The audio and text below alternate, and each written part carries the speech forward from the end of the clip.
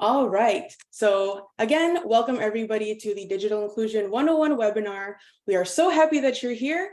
And before we begin, there are just some housekeeping rules that I want to cover. So we will be sending this recording as well as the slides and resources that we share throughout this webinar. We will share that after the presentation in a follow-up email along with a survey. We also post all of our DI 101 webinars on our YouTube page. And we also have a Q&A segment at the end. So if you have any questions, please put them in the Q&A chat. You can see that in the toolbar, it'll say Q&A. That way we can have all of your questions there allocated. All right.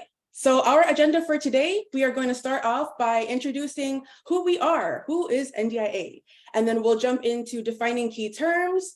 We'll do a fun activity to understand what barriers are to digital inclusion for our community members.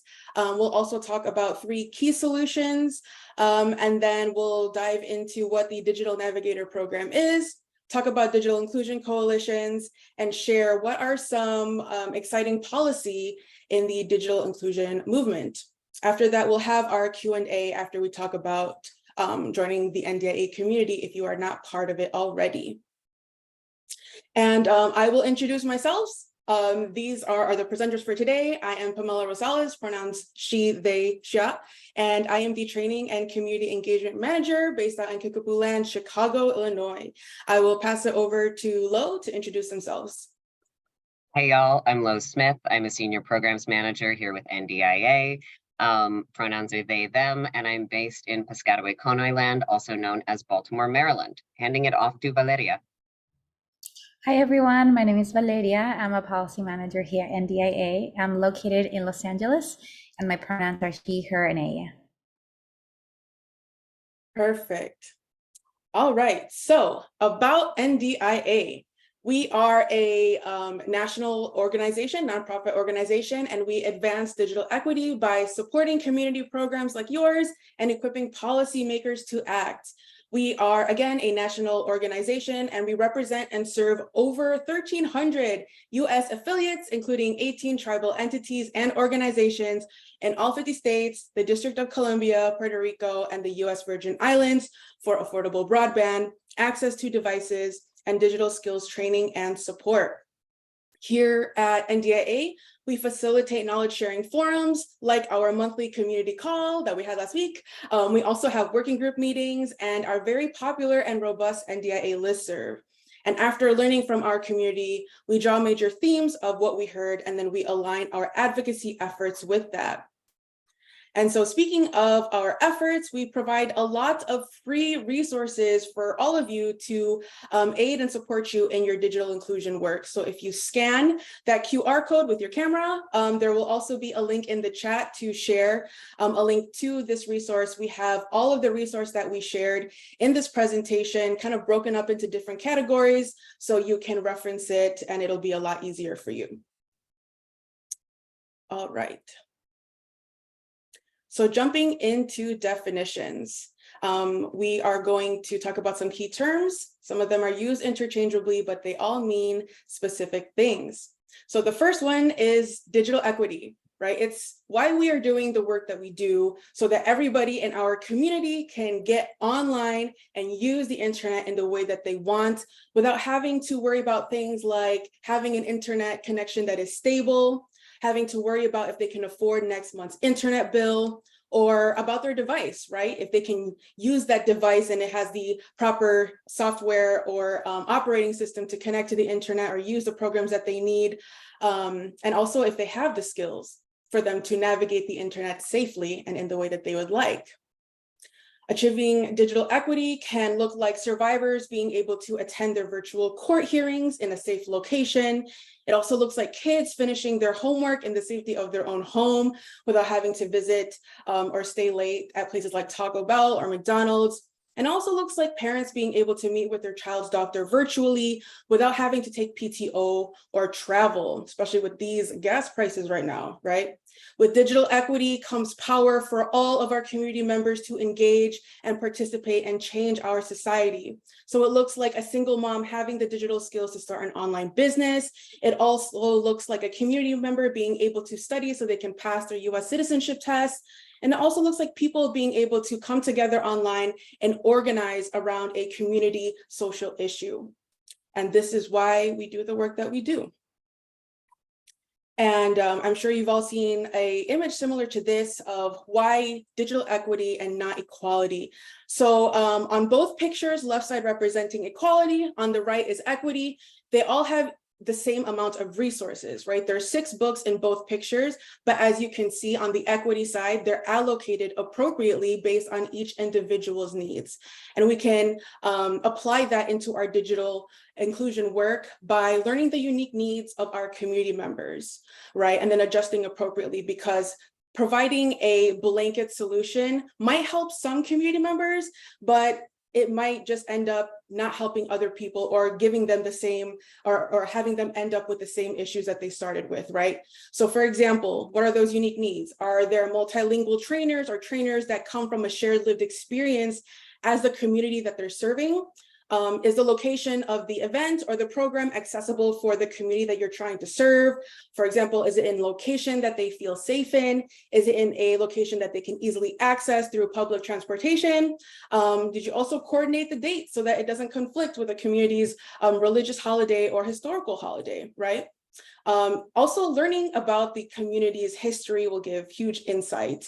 So if there is a refugee community, they might not sign up for that free internet program from the government, or might be super excited, even if they qualify, because they might not have a good relationship with their government back home, right? So being aware of their historical needs, current needs, and accessibility is going to be crucial in doing our work. And then digital inclusion. So it's the activities necessary to achieve digital equity. It's the work that you're all doing. It's things like providing access to reliable and affordable high-speed internet, access to affordable and appropriate devices, providing digital skills training and support. And we will go into detail of what that looks like later. And then digital divide, right? It's the issue, it's how we got here. And I'm sure you've all kind of heard this term used quite a lot, right? It's that gap between those who have affordable access, skills, and support to effectively engage online and those who do not. So the digital divide disproportionately affects those who are already impacted by oppressive systems like racism, classism, age discrimination, and much more. So those oppressive systems, they're compounded.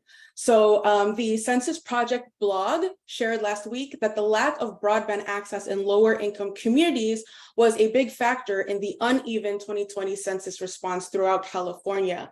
And we know that communities with a lower response rate are at risk of being undercounted, therefore at risk of receiving less federal funding. All right, so we got a fun, quick Jamboard activity for you all. There will be a link in the chat to access a Jamboard, but if you are new to Jamboard, it is a virtual whiteboard, and we are going to add sticky notes. In order to do that, you will press the 4th icon on the left module, and then you can go ahead and type in your text. You can change it up with a color, press save, and you can add multiple sticky notes. All right, so if we could all head over to that Jamboard, I want you all to think and reflect on what prevents people in your community from consistently connecting to the internet and using it effectively. You can also share your comments in the chat if you are having any issues with accessing or participating on the Jamboard activity. So I'll give you some moments to answer that. And I will share my screen so we can all see the Jamboard. All right. So we're seeing somebody that says, somebody wrote legal status, somebody wrote reliable and affordable internet access. Affordability, I'm seeing affordability pop up quite a lot. Yes, affordability in terms of the monthly internet bill, that can already be too much, right? A family can have to start dipping into their grocery funds in order to provide that, because the internet is so crucial into our everyday lives, right? Whether that is you need the internet for working, or for if your kids, or if you are a caregiver who the person that you are caregiving, they need the internet so that their smart devices can help them navigate on their day-to-day needs. Trust and safety, absolutely. So the fear of your information online getting disseminated and people getting all that insecure information can be a huge reason and barrier as to why somebody doesn't want to get connected or even learn those skills, right? Lack of digital literacy. So if not having the appropriate skills or having the skills at all to use the internet or even navigate your device can be a huge barrier. On top of that, the internet technology, it's constantly changing, constantly evolving. So it's a thing, it's a process that you have to constantly learn and update, right? Like operating systems and those things, they're always improving and changing every year. And that can be really overwhelming for somebody who doesn't even have like basic skills. So for somebody to hear that, that might be a huge barrier for them. Poor internet connectivity, absolutely. Who here freaks out when the internet is lagging for like 5 seconds, right? It is frustrating, especially if you have to turn something in, or even if you're doing a webinar, right? That can be really frustrating. So imagine having to learn digital skills with an internet connectivity that is unstable, or having to do your job, or if you are in a virtual meeting with your doctor. All right, continue participating. Thank you all for doing that. You can continue adding to that. I will just go back to the slides so we can continue. But I love seeing that you're all very much aware of the needs of your community and what is kind of, limiting them from participating online. So here are some more barriers to digital inclusion, right? We talked about affordability, so that kind of covers both the broadband aspect and the devices, right? It can be, you can be paying for a lot for internet, and just because you're paying for higher internet doesn't mean you're getting better internet.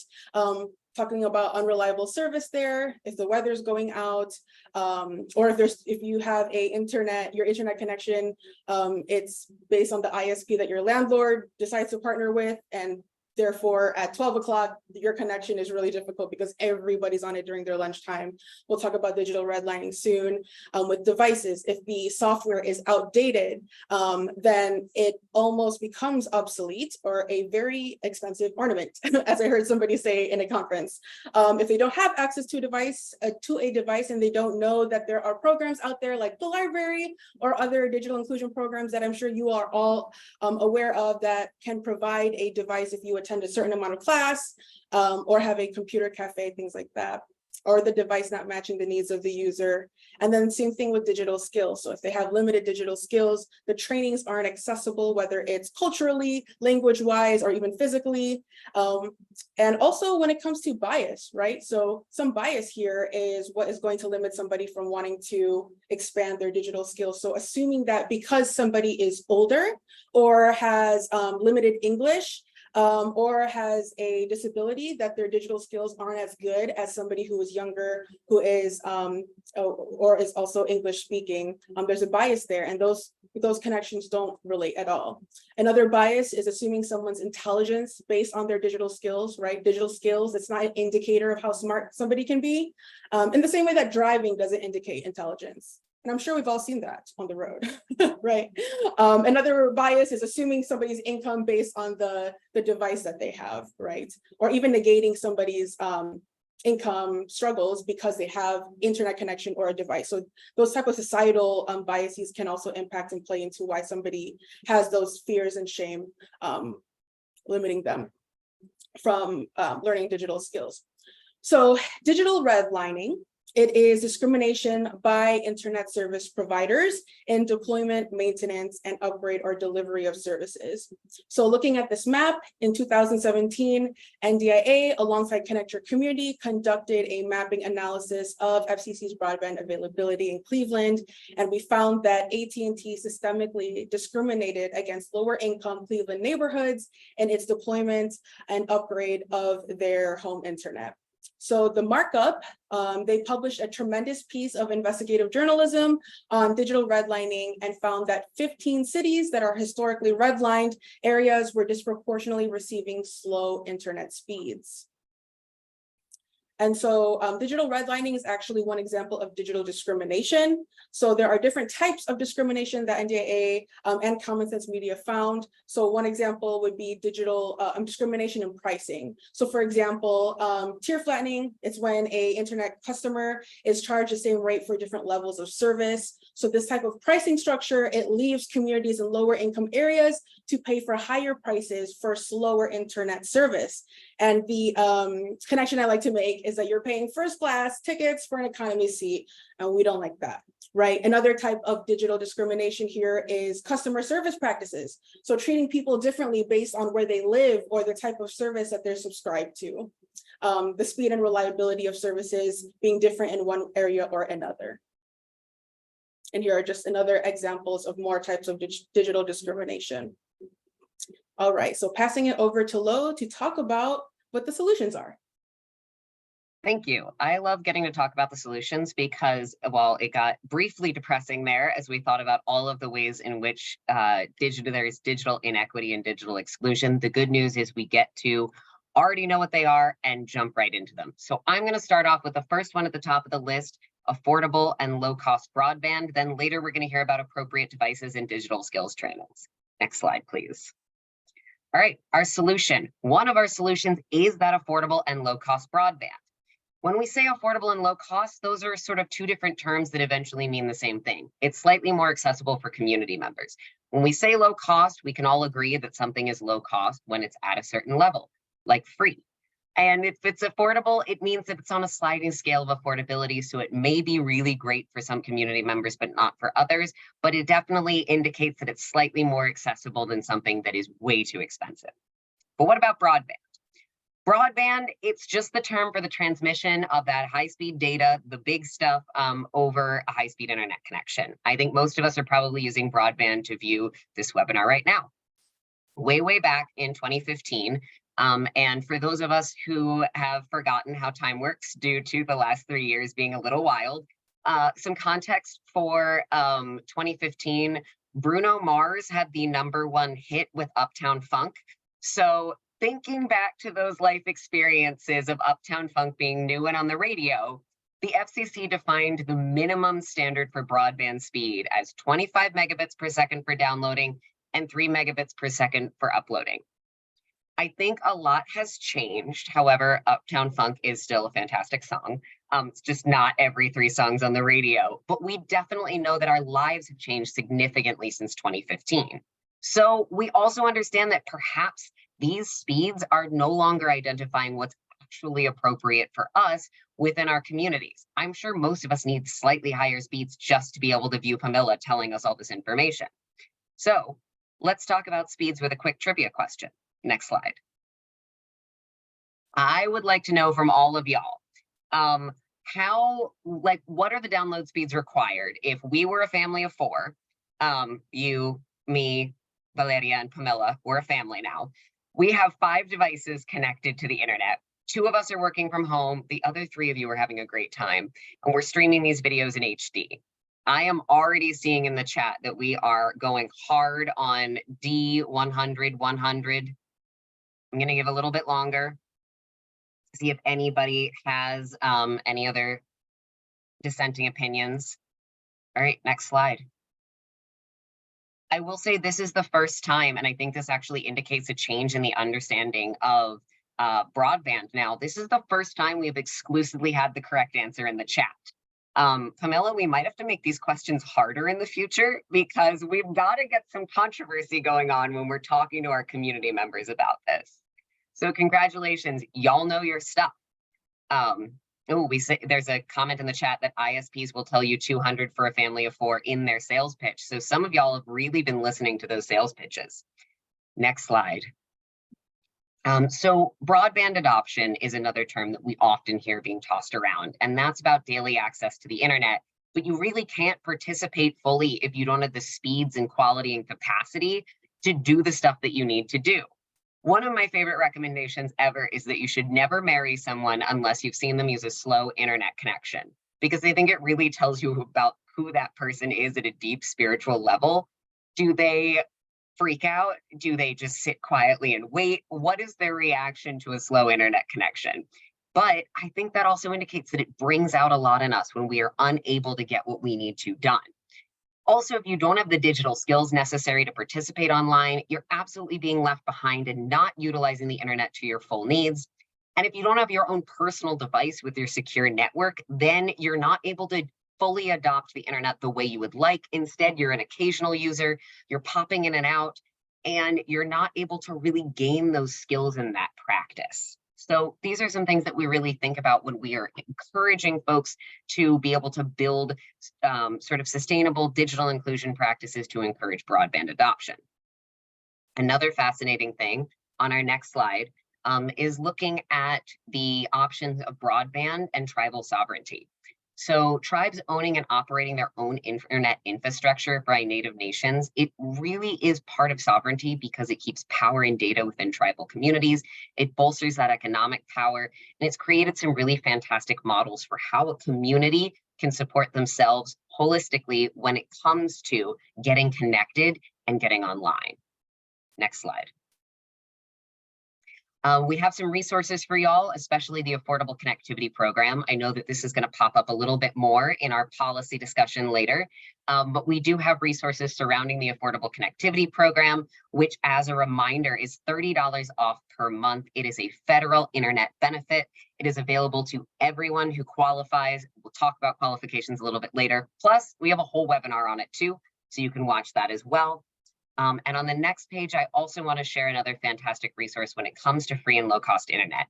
Before there was ACP, there was a program called the Emergency Broadband Benefit. Before there was the Emergency Broadband Benefit, there was the free and low-cost internet page.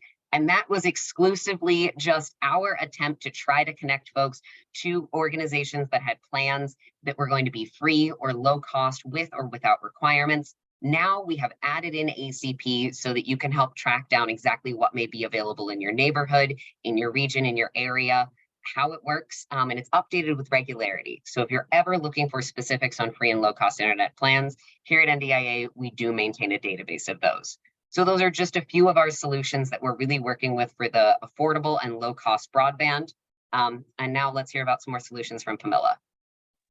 Awesome, thank you. And just a reminder that we will be sharing the slides as well as the recording of this presentation and all the links we have in the chat after this call. So you will have it in your email, and we also have all of our webinars on our YouTube page.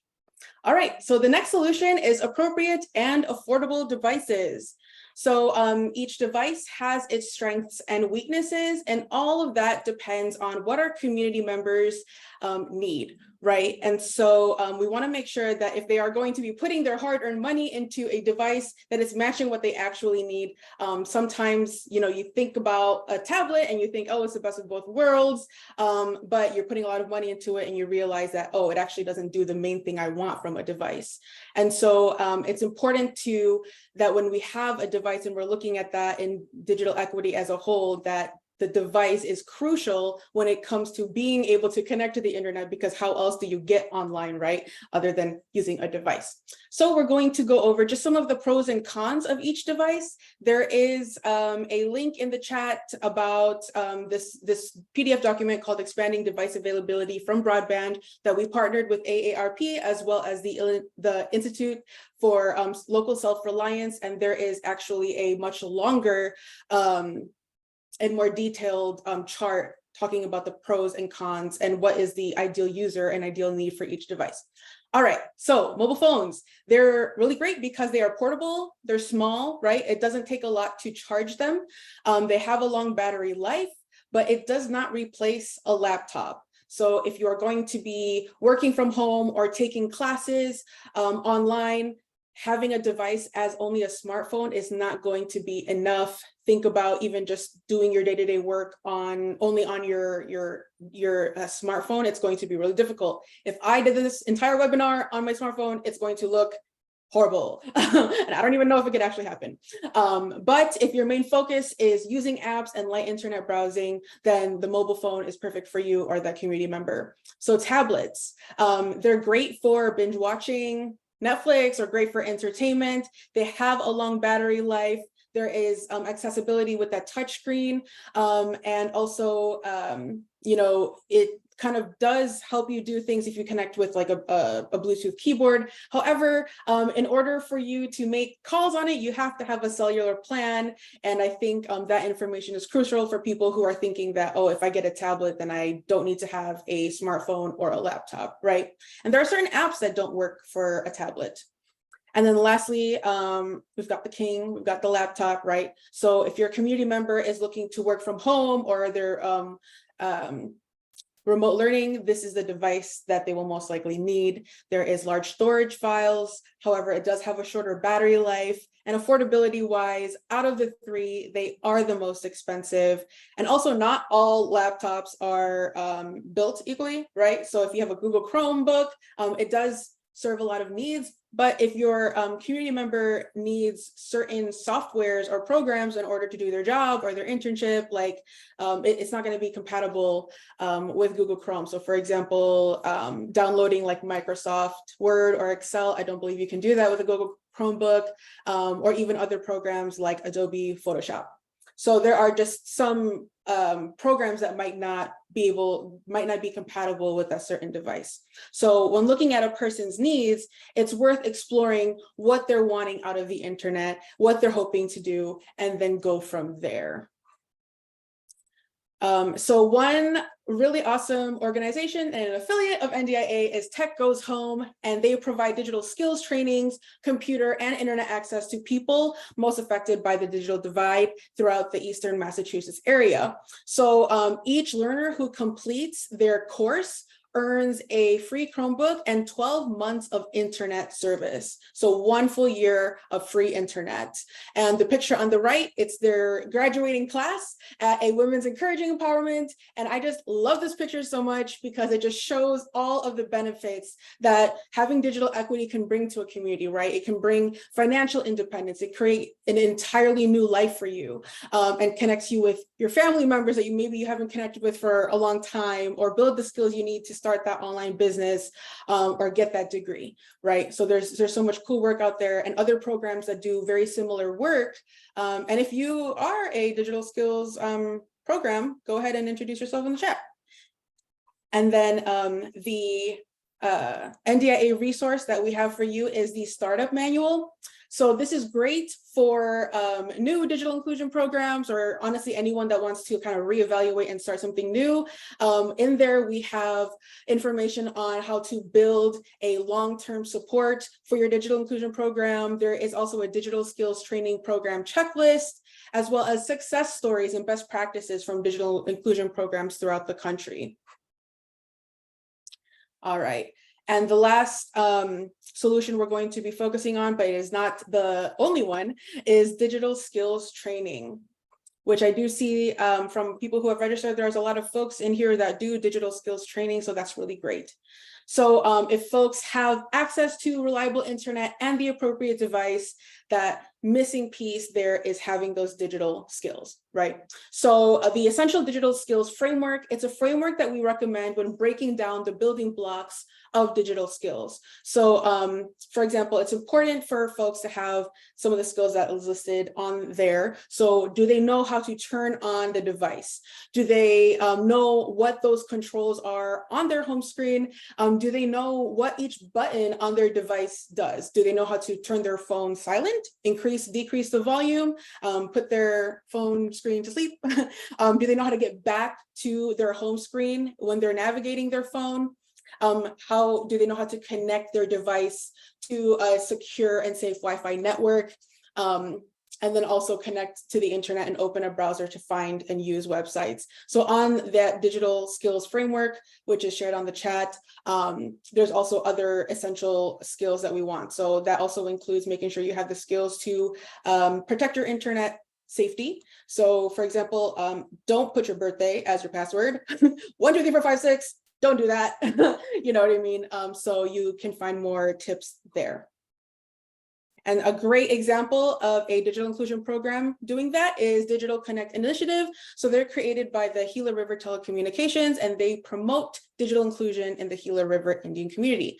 So they provide digital skills training, such as digital skills focusing on telehealth, assisting digital transformation and veterans that are serving and serving military, as well as providing monthly digital skills training. And we actually have a really great blog post written by Lo themselves.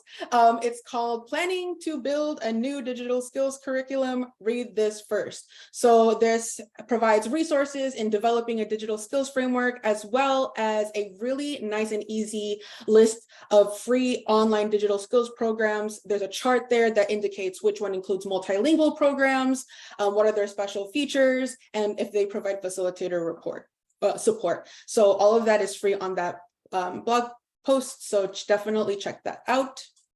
And passing it back to Lo to talk more about digital navigators. All right. So digital navigators are sort of the action people of digital inclusion. They take all of the things we've just talked about, they roll it into a ball, and then they provide it kindly to their community members. They provide this consistent, holistic, individualized support through repeat interactions with folks, trying to assist in that connection to the affordable broadband, selecting and getting connected to the right appropriate devices, and really, really heavily engaging in that digital skills training, which is a major lift for digital navigators of working one-on-one, because we've often seen that's the easiest way to learn, trying to address all of those gaps in knowledge. Next slide. A fantastic example of the digital navigator model is tribal technology training. And it's a training that was developed for workforce opportunities in the Native community, and a lot of the digital skills being taught in that one-on-one repeat interaction process were basic computer skills, reviewing those things like right-click, click with the right side of your mouse, go ahead and right-click with your second finger on the right side of your mouse, as well as some of the more tactical items like Microsoft Word, Excel, PowerPoint, a lot of the stuff that most of us are used to using day to day. Next slide. And the digital navigator model was developed within the NDIA community. It started out as a grand idea back in April of 2020, and throughout work in a working group and with our community, we've developed the model, which is available for all of y'all to use. We have some links there about the digital navigator model, including skills assessment, follow-up surveys, a job description of what a digital navigator kind of does and should do, intake forms and exit surveys for tracking the success of our community members, and a full digital navigator toolkit from our initial process.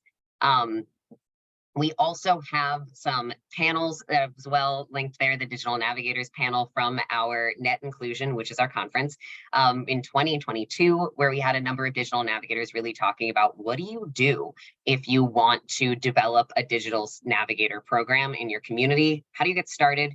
What's next? So take a look at those resources after we're done meeting, and let us know if and when you have any questions. But one of my favorite ways to demonstrate exactly why we love a digital navigator is an activity. So on the next slide, we'll get started. We're going to return to that Jamboard that we used earlier. If you take a look at the Jamboard, it does have a couple of different pages. So if you head to the Jamboard page number 3, you're going to see create instructions on how to send an email. And that's exactly what I'm going to ask of everyone here today. Using a Post-it note or a series of Post-it notes, I would love all of y'all to take about 5 minutes and try to, just off the top of your head, develop instructions on how to send an email. And I am going to be quiet and let you think, and then I want to take a look at what we have.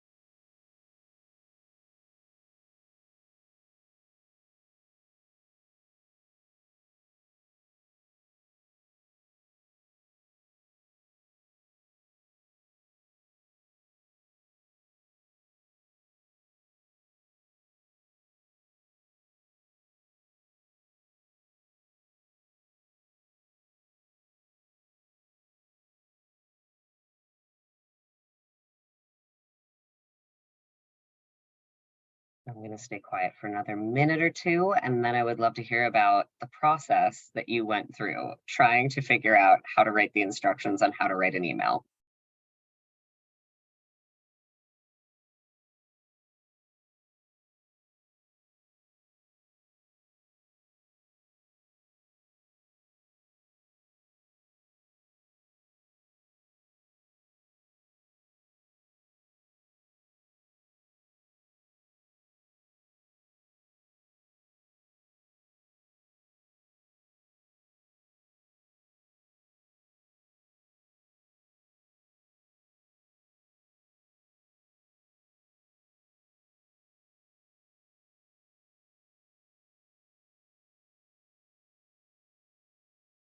All right, I'm too excited. I need to start talking to you guys again about this. I'm loving some of these instructions, including proofread your text.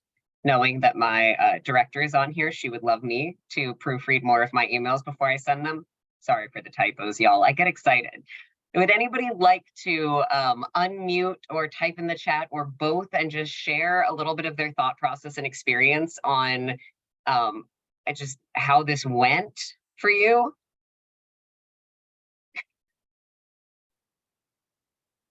I love that GIF that just popped up. I see in the chat, Hildy shared, I do so many things on the computer without even realizing it. Thanks for this exercise. Yeah. I think for a lot of us, trying to break down what exactly is the first step to writing an email is really hard. We had some folks saying, turn on your PC, log into your PC. Other people suggesting we have to create an email address. Some folks are just saying, go ahead and open up Compose. Where do we really begin when it comes to building a digital skill and guiding someone through this process? Did anyone else here really struggle with developing exactly what the first step should be? Anybody want to share any thoughts or feelings on that?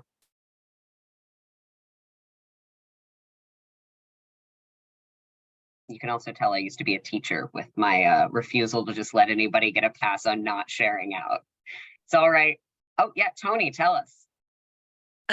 It's like you don't know where the person's at. You know, like every person is different. Some might already have an email, some might not. We've had people come to our classes who don't even have an email, and we have to start there with setting up a Gmail account. Yeah, you have to be responsive to the individual in front of you. Absolutely nailed it. Eric, tell us about it. Yeah, I actually teach the digital skills for STEM Aligned. So it's a similar program that you guys have. But the same thing. I mean, they start from the beginning where the first thing is that you want to know is if they have an email account, and then go through the process of everybody creating an email account, whether they have one or not. And so generally they start from that beginning, from creating that email account and then working with, because that they work with the Google Digital Suite. So that's why everybody, even if you have an email, they walk you through the process of creating an email account. And that way everybody's on the same page at once. But yeah, it's difficult to find out, skill level. But once you see them create the email account, usually you'll know the ones who can are much quicker than others on the laptops. Yeah, sometimes we do have to sort of level everybody out together, but other times you're really trying to be responsive to the specifics. We've got a couple more notes in the chat that I do want to share. It's easier when you're actually working step by step on a device with a particular person, then you know where to start. Thank you, Andrea. And also Alana said, I couldn't even write it all out.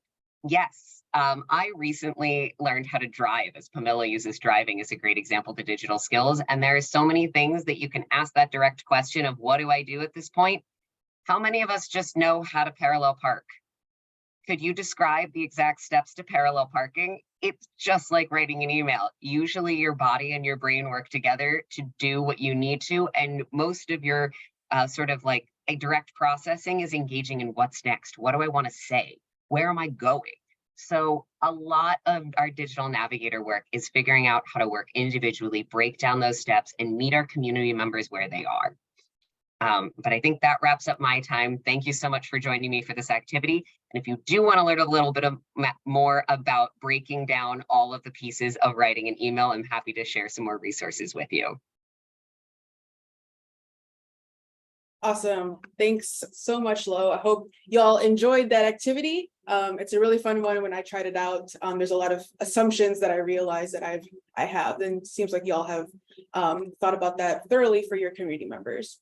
All right, so now talking about digital inclusion coalitions. So the exciting thing is that you are not alone in the work that you do. We often find with our community members that they might be the only ones either in their organization advocating to continue their digital inclusion program, or they feel like they're the only ones in their community. But luckily, there are a lot of digital inclusion programs throughout the country, and a lot of them are also part of coalitions.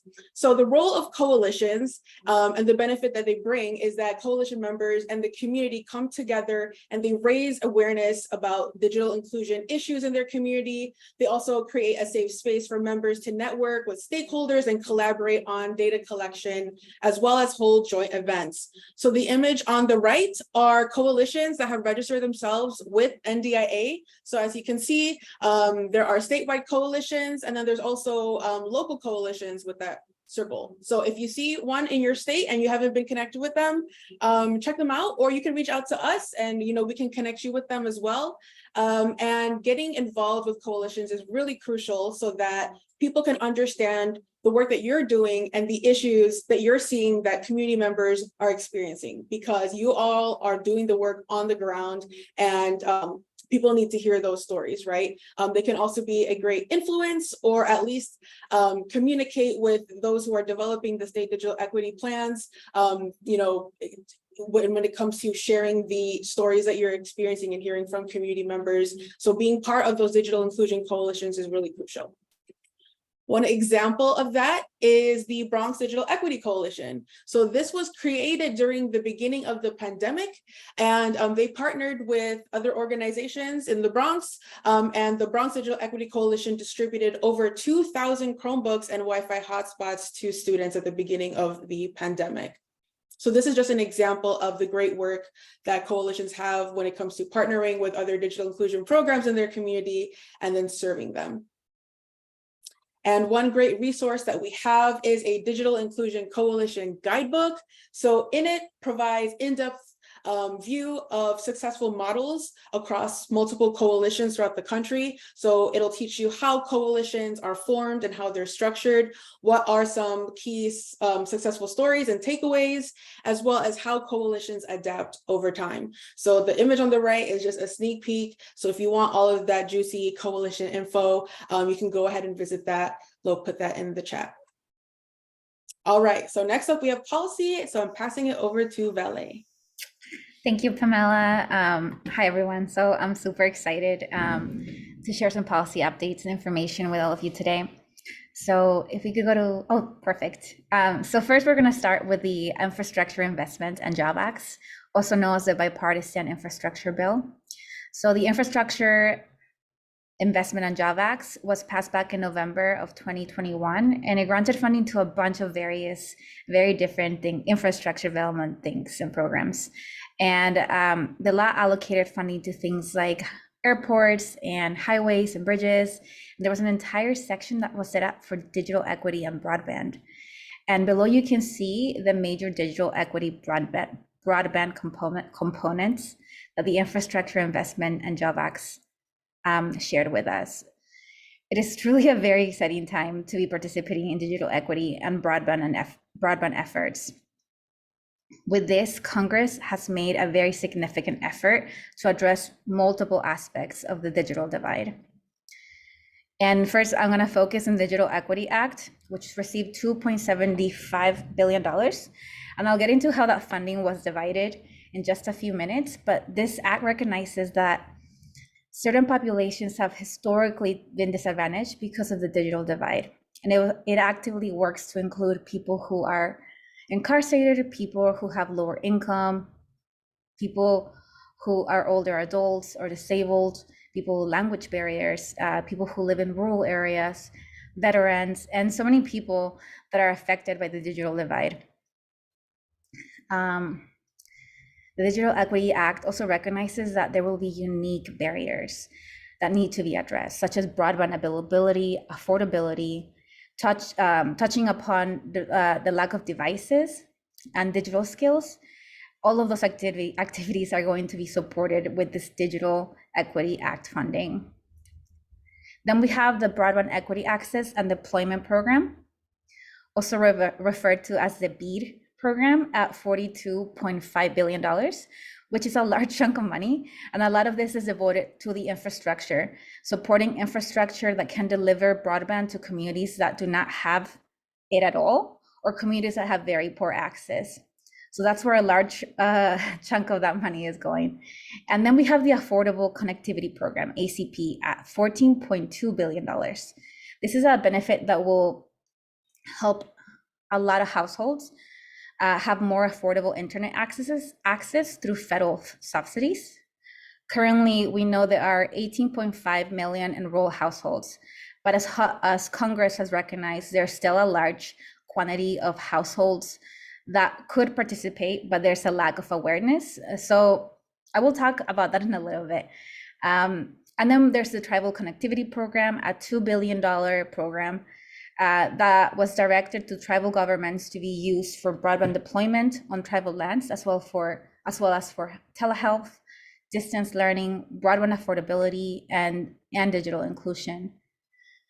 And the bullet below, the Middle Mile Grant Program, received $1 billion, and this was set out for the construction, improvement, or acquisition of middle mile infrastructure. So what is middle mile? Middle mile refers to the installation of lines that connect with one another to and from a main internet point of presence. So this is super important because middle mile routes are necessary to reach broadband in unserved areas, reduce capital expenditures, and lower operating costs. So middle mile implementations are beneficial by making broadband to the home and businesses more affordable and more robust. And then there's a section for digital discrimination. As we were talking about earlier, digital discrimination is very harmful to communities, and Congress realized that and charged the Federal Communication Commission, or an abbreviation, the FCC, to come up with rules to prevent and eliminate digital discrimination. And Pamela talked earlier on digital redlining, and that's just one form of digital discrimination. And those rules are due in fall. You can read more about the comments to the FCC on digital discrimination or blog post. Next slide, please. Thank you. And so the Digital Equity Act is, as it was previously mentioned, establishes two programs that split into 3 grants. The National Telecommunication and Information Administration, NDIA, oversees these 3 grants. So just to go a little bit more in detail, the 2 up top, the State Planning Grant Program at $60 million and the State Capacity Grant Program at $1.44 billion, are programs to which states apply to, although some organizations may be able to benefit from this funding as sub-grantees.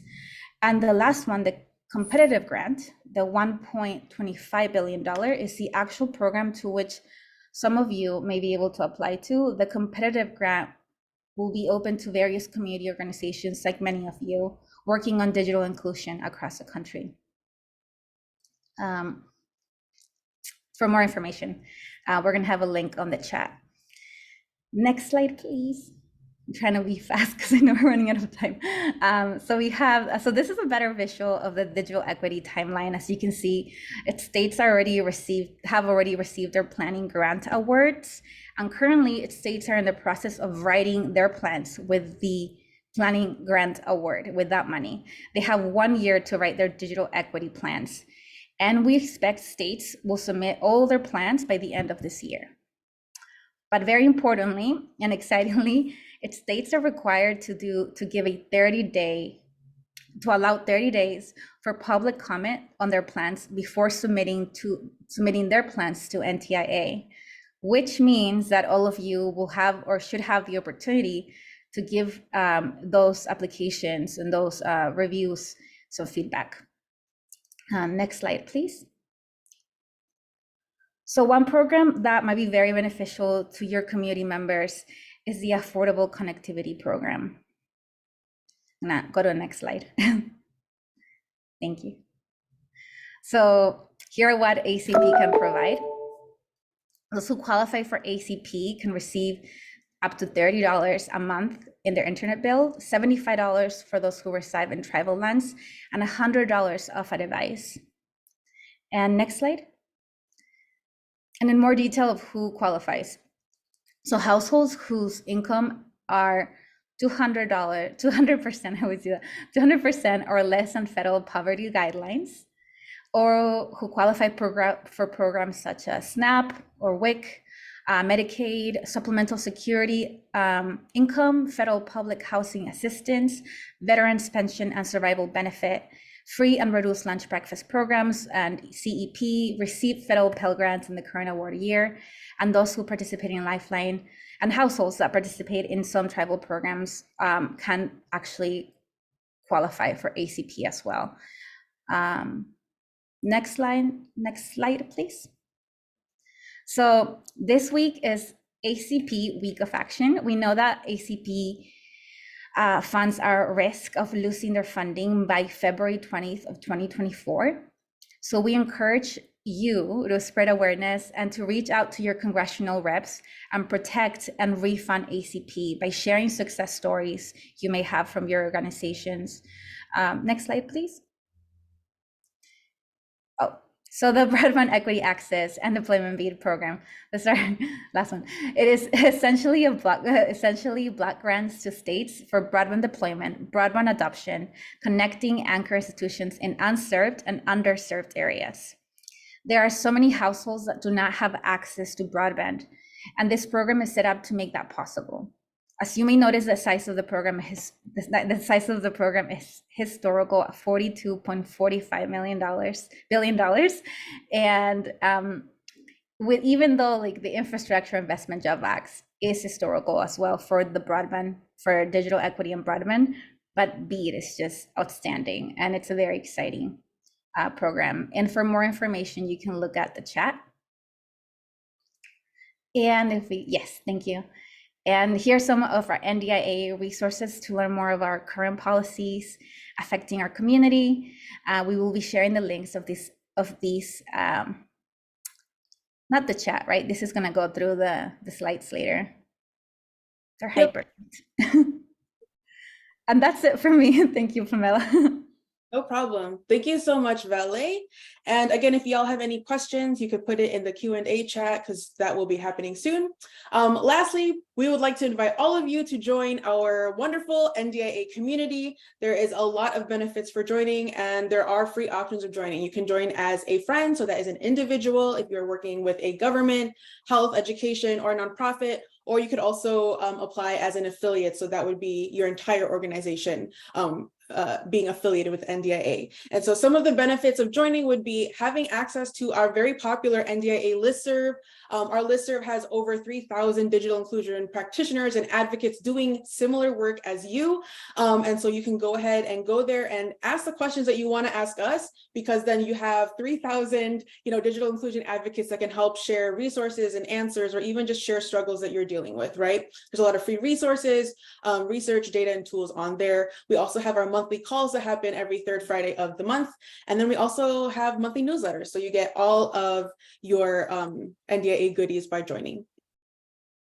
All right, so I want to thank you all for coming to this really exciting webinar. It's always fun to do it with my teammates. Thank you so much to Lo and Valet for spending your time and educating our community.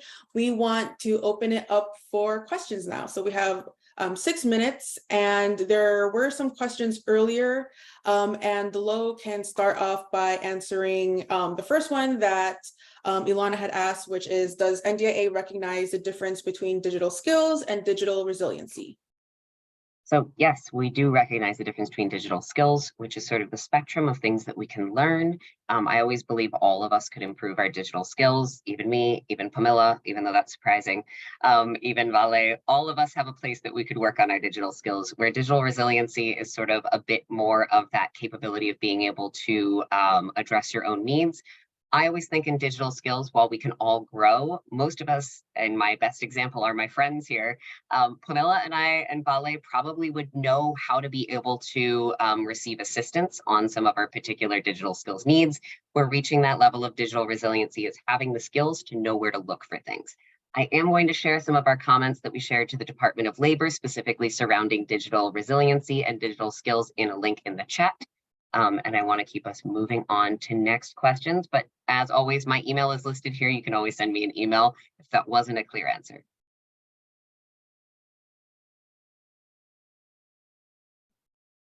Awesome. And somebody also asked if you could elaborate more on the $100 off the device with regards to the Affordable Connectivity Program.